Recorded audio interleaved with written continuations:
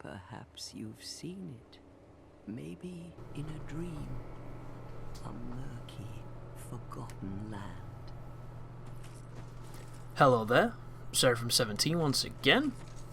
This is more of my blind playthrough of Dark Souls 2 on my first ever playthrough, and unfortunately we have another session of post-commentary.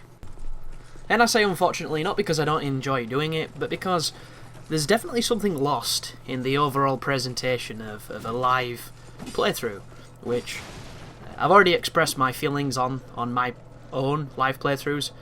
You know, they're meant to contain the frustrations, the annoyances, the victories, the successions, everything.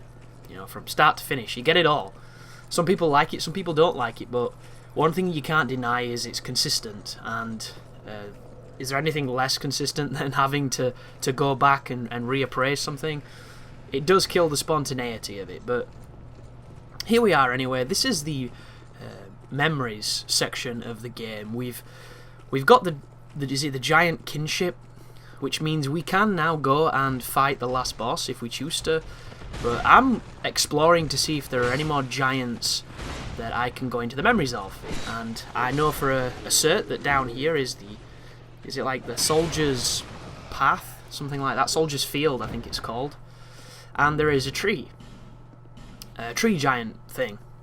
And what we're doing is we're literally just going to go to all the trees that I can remember just to see if we can get some more of the memories. And as you probably heard from the previous ones, I was really mad at the memory of Jay, and a lot of people are curious about my thoughts, you know, compared to how I felt when I was playing this. For instance, a really popular one was, there's a video entitled The Worst Boss in Dark Souls, and it's in reference to Duke's Dear Freya, the spider boss, which, is it the worst boss in Dark Souls? Probably not, but at the time, it was, for me. And the reason why I entitled that video, you know, The Worst Boss, was because I said it in the video, and a lot of the titles, if I'm not quoting or referencing a film, or telling you the name of an area, I'm generally referencing something I've said in the video. And you can tell I wasn't happy with Memory of Jay, because that episode is probably going to be called Whoever Designed This Should Be Fired, which is obviously a very provocative title, and there's probably going to be a lot of people that take it the wrong way, which is fine. But when I look back on these sections, do I feel as vehemently against them as I did when I played them? And I can say that I don't think that the Freya boss is the worst boss in the game. And now that I've killed it, you know, in excess of about 30 times. But I can say that it's one of the least fun bosses. It's one of the least just enjoyable fights when it comes to what you have to do. And it all stems from the same thing. It stems from the mobs in the room, which I disagree with completely. And it stems from the fact that the hitbox on the spider is very particular. And unless you're using ranged, you have to get far more close than you ever should, really. And that's one of the main reasons why I really hate that fight. And somebody said that they thought that the Prowling Magus and the Congregation was a worse fight, and the Covetous Demon was a worse fight, to which I said I preferred both of those to the spider, and I still do. And I'll give some information for why I think that. The Covetous Demon, yeah, he's kind of shitty. He's a big fat dude that rolls around a lot and does a lot of damage when it lands, but there are those AI paths where you can fight him and you will literally kill him before he attacks.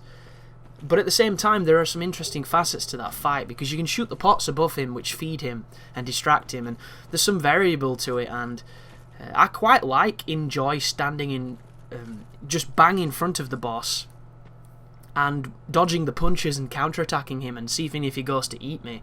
So I can have a lot of fun with that boss, even though it is a pretty shitty boss. And the Prowling Magus and the Congregation is one of the hardest bosses on the game, for me. Which a lot of people are going to be like, what are you talking about? I killed them easily, I didn't even get hit, I just used Firestorm or this or Flame Swathe or something like that.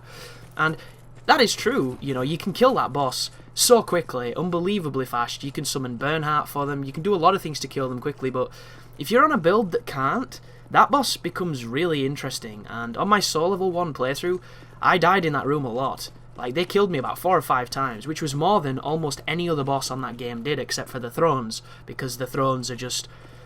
like, everybody who thinks Smelter Demon is tough, because, you know, he's really aggressive, The thrones at soul level 1 are so much worse.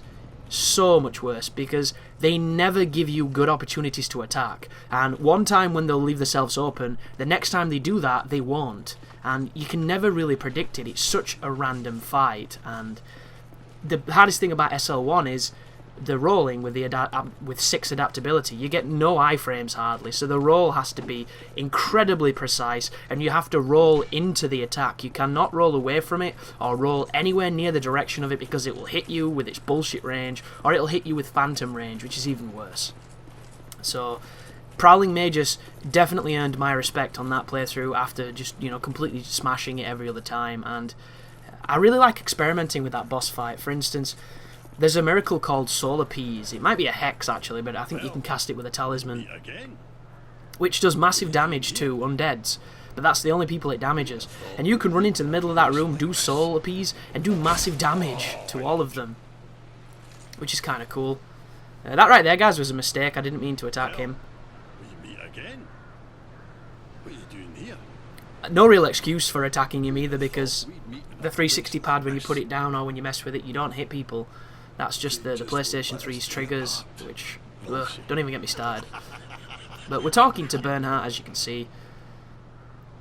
Nothing really too interesting happening, but we're about to go into another memory, and this one is definitely a better memory, but I think this is one of the wasted areas of the game. I think the idea of it and the concept is amazing. Just going into memories to relive the different history periods in this world that you've come to know, I think that's fantastic.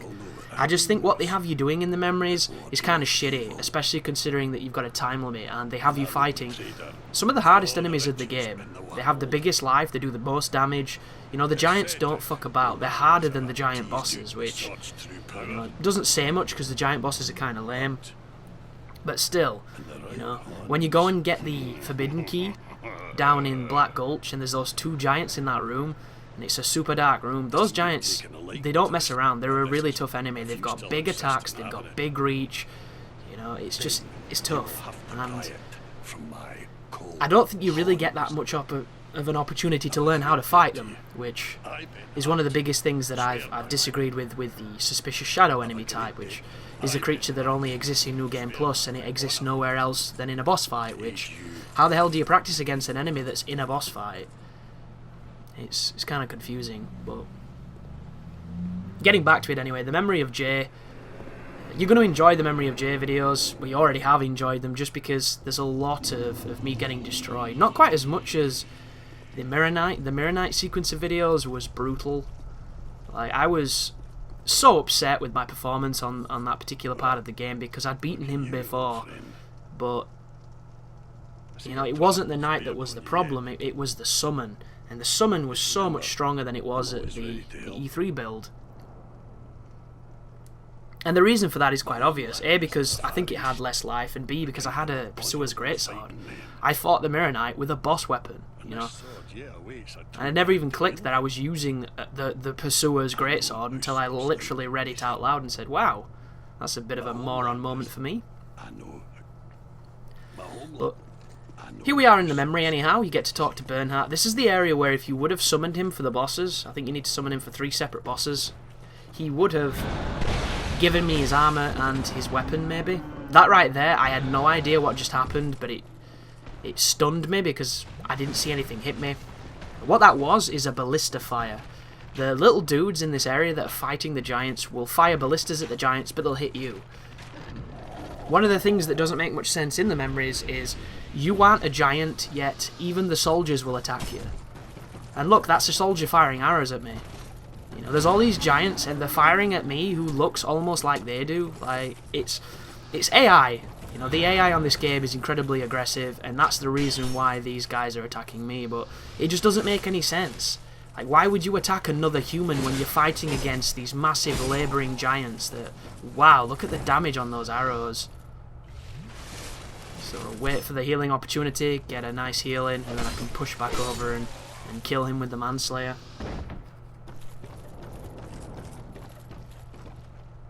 But it's... I don't know. It's such a nice idea. I just wish it was performed a little better. And I'm going to hit this guy with a couple of arrows, which is kind of pointless, because to get in that room, you have to hit one of the wheels above on the bit I've already fallen off of, and it turns a rope with a platform on it, and it's a really awkward drop to get into that room. And if you're wondering what's in that room, it's I think it's the steel armor of Dark Souls 1 is in that room. Or if it's not that, it might be one of the lances. I think it's a lance. Like the Grand Lance. I should get the guide and have a look in it, but the guide's downstairs, so excuse me for not doing that. But I just don't think time limits suit Dark Souls. I've probably mentioned it quite a lot in the playthrough because my opinion of that really hasn't changed. I think these areas, you feel like you need to rush through them instead of enjoying them for what they are. You can't get that trial and error against the enemies because you're too busy concerned about the time limit. Like on my Soul Level 1 playthrough, I was using a bow. I didn't have the stats to use to shoot at the Giant Lord in the Memory of Jay. And I shot like 100 arrows at him, and I ran out of time before I killed him because I wasn't spec'd to use the weapon. So I ended up having to go in and fight in melee, which I really dislike that fight. I just think it's lazy design. But back into the Cardinal Tower.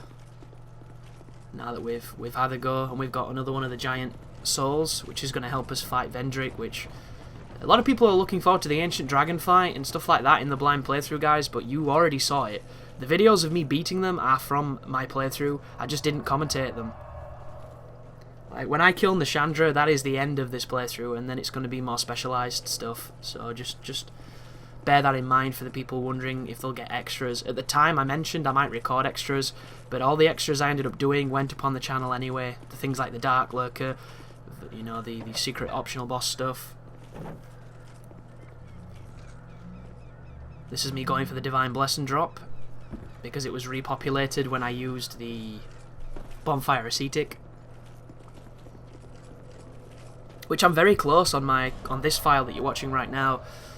Currently, I'm very close to seeing what the cap on the Bonfire ascetic is, because my Dragon Shrine is new game plus 70. So, when I use 29 more ascetics, I wonder if it goes above 100 or if it caps at 99. And you might be thinking, that sounds insane, and it really isn't. Like, the new game pluses, it gets to a point where everything one-shots you pretty much anyway, unless you're wearing super tanky armor. And because a lot of my new game plus areas are so high, mainly due to the fact I'm trying to farm items and spells and whatever the drop is, so that I can make showcases and show people them what they look like and things. So I'm wearing the item find equipment anyway, which means I don't have much armor on. When you get to the point where everything can kind of one-shot you, it doesn't matter if you're on New Game Plus 50 or New Game Plus 5000, because all it means is you're going to get slightly more souls and the enemies are going to have slightly more life. So it's just kind of questionable. But we're moving back in Seldora, and I'm not too sure why. So this is the strategy I showcased when I was fighting the Duke. Just lure everybody away from the ladder so you can just run up and climb. Oh, I know what I'm doing, guys. I'm going back to the crystal in the dragon room so that I can go into the memory of the dragon. Because it was one of those things where, I was wanted to try everything before I went back to the Throne of Want, because I had a feeling it was going to be the final area. Which is why I saved it for a while. But when we do go back there, it turns out Flame Swathe, or Swath, depending on how you say it, is pretty fucking powerful. There's a giant dragon, all petrified and dribbling. Or if that's just spiderweb or money shot or whatever the hell's going on. And here come the army of spiders that always follow you into this room. And then the unique cutscene that takes us into the memory of the dragon.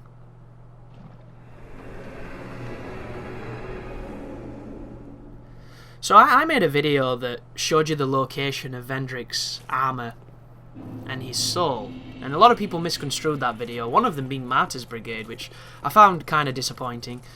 But they essentially said that they thought it was misleading because I didn't inform people that you had to kill Vendrick to get that stuff, for that stuff to be in that room.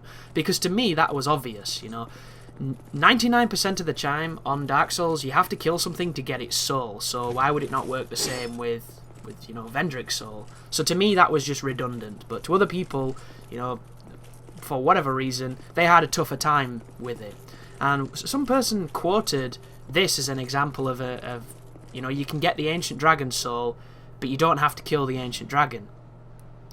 And I just kind of left it because I didn't want to have the discussion, mainly because I thought it was fucking stupid.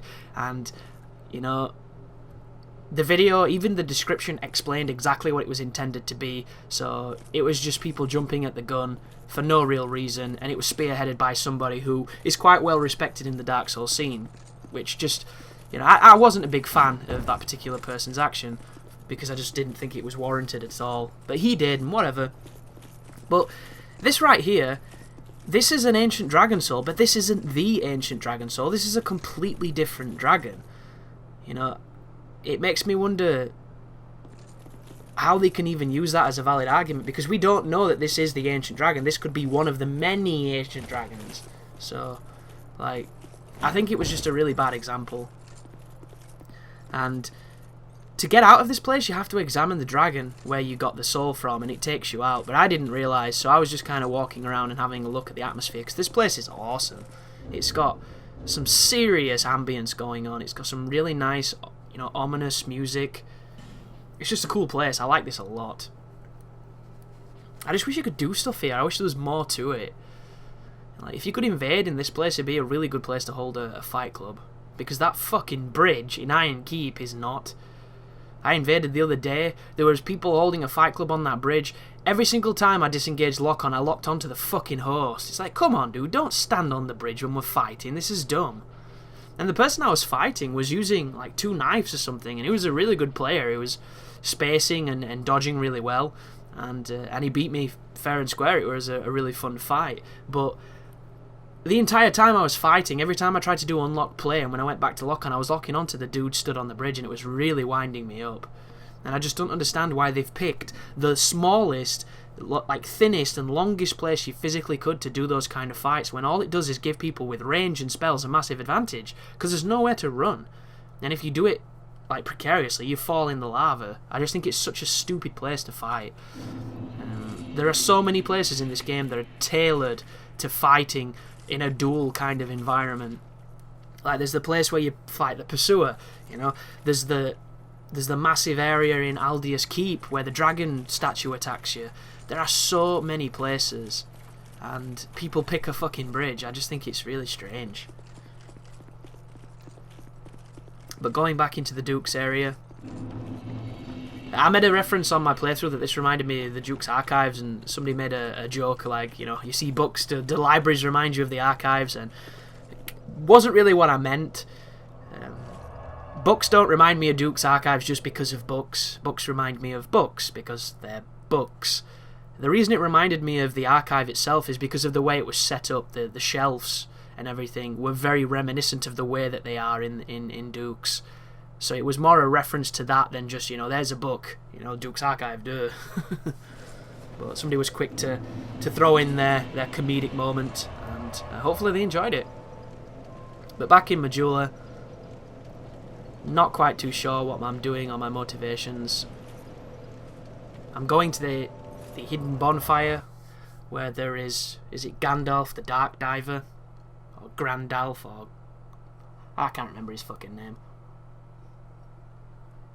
I just call him Handy Man, because everywhere he shows up is always not very handy accessible, yet he manages to get there, so he is pretty handy. Yeah, I'm checking to see if the Ancient Dragon Soul had anything to do with these platforms, because I didn't know what they were. And I think I killed that old man, so he's not even going to be here anymore. Yeah, I'm looking at it. Grants access to the throne room beneath the castle. And I thought it meant this. I didn't realise it was the Throne of Want. I thought it literally meant, you know, secret room under the castle. So I thought I was getting screwed. But it turns out it's... For some reason, you need the Giant's kinship for Nashandra to turn up after the Throne Defenders. I'm not too sure why. Like, I know she's wanting another monarch to replace Vendrick, and maybe it's like an initiation rite, where if you can kill the Giant Lord, you are, you know, worthy to be king. I'm not entirely sure how that works.